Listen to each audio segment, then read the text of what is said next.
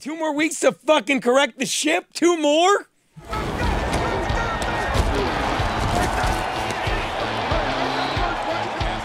action fakes it for Paxton. Yes, touchdown.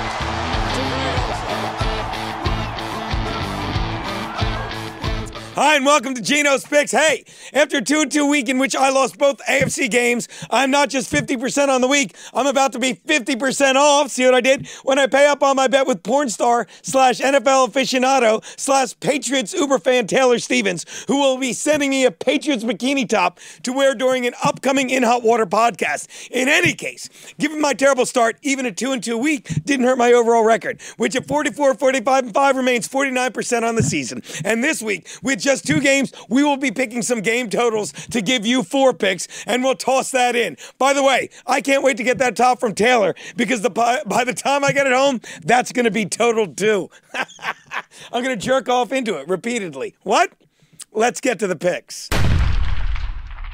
The Rams are getting 3 from the Saints in New Orleans. The only thing that impressed me less than the Saints in their win over the Eagles last week was the Rams in their 45-35 loss to the Saints in early November. I mean, last week, the Saints came in with an Alshon Jeffrey drop pass of beating them. But as I said to Talib earlier, you can't complain. Jeffrey was Foles' favorite target the whole time he was there. I mean, that wouldn't happen if you throw him to Nelson Agholor, right? Because passes to him usually bounce forward off his fucking numbers.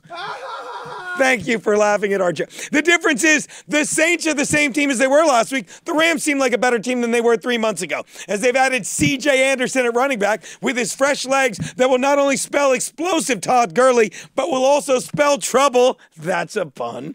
For the Saints defense, and speaking of first names that are mostly continents.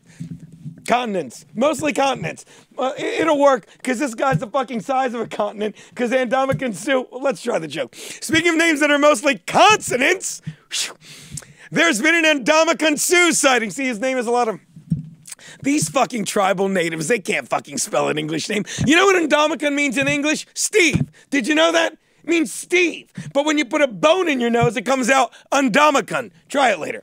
Anyway, Sue is back, and when you couple him with Aaron Donald playing the top of their game, I cannot see Drew Brees. Look, they're going to be fucking rushed in the pocket. And that number 9 guy, who used to play for my Chargers, will not be comfortable. Kind of like you white people were when I did the Ndamukong Suh joke. Take the Rams and take the under in this game. You know what's better than alcohol? Nothing. Nothing.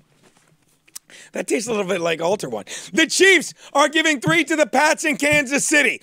You want to hear a staggering postseason stat? We talked about this, Garrett. Mark Sanchez has more road playoff victories than Tom Brady, because Brady and the Patriots are usually home and usually winning. Yes, the Patriots have played an impressive 38 postseason games in the Brady-Belichick era, and of those 38 games, they have played just 7 on the road and 23 at home. The other 8, of course, would be neutral site Super Bowl games. But the fact is, they are 3-4 in those games with the last of their 4. You ready for the record in their last 4 games? They're 1-3 with 4 losses. You heard me. And people that know me already know where this is going. The Patriots lost to Peyton Manning and the Broncos 3 years ago in Denver in the AFC Championship game. Daddy picked it. They lost in 2013 in Denver to Manning again. And before that, they lost in 2006 to Colts and Peyton Manning. And the week before they lost to Manning and the Colts, they lost to the 14-2 Chargers, who led 21-13 before Marty Schottenheimer shit the bed and blew a 21. Sit down, Garrett. Blew a 21. It's been so long. 21-13 lead with just 8 minutes left in the game, leading him to get canned by the Chargers. And idiots who know nothing about the NFL would always say to me, they should have never fired Schottenheimer, to which I would always reply, hey, Garrett, you know who hired Schottenheimer after that?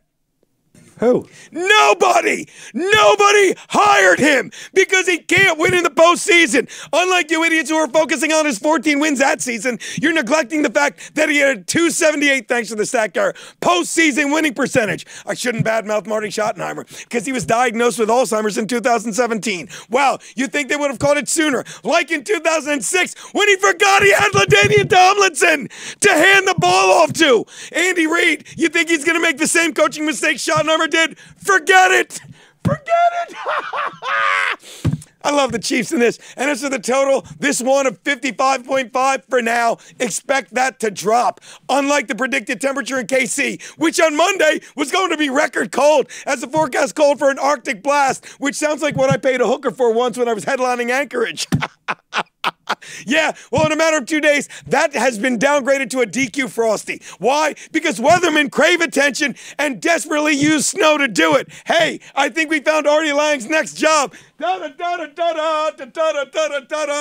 we backloaded these picks. Look, in any case, their lack of responsibility and his, much like that Arctic blast, really chaps my ass. Look, trust me, the Chiefs will have as little trouble scoring on the Pats defense as the Pats will have answering the Chiefs. Take the Chiefs and the over. Those are Geno's picks. Boom.